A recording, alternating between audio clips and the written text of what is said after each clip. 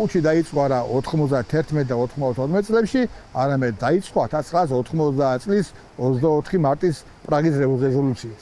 სადაც იყო ჩასული ჭანტური, სადაც იყო ჩასული სარიშვილი და იქ მოხდა მაშინდელი ეგრეთ წოდებული ვითომ ოპოზიციის მიღება რეზოლუციის, რომ აი თვითონ ზვიადგამსახურდია იყო ის კაცი, რომელიც აწამებდა რუსებს.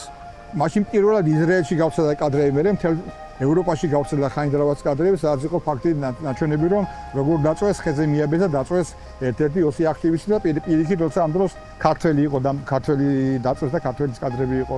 მაშინ გამოვიდა სხვადასხვა ყარყარაშვილიც, რომელმაც გამოაცხადა, რომ როგორ აფხაზებს როგორ ცუად ექცევიან და ამით ჩვენ ფაქტიურად ჩვენ თვითონ ეგრეთ წოდებულმა მეხუთე კოლონამ მაშინდელმა მივეცით საშუალება ეგრეთ წოდებულ მსოფლიო პრესას, რომ ეს თემები აეგორებინათ, ხო?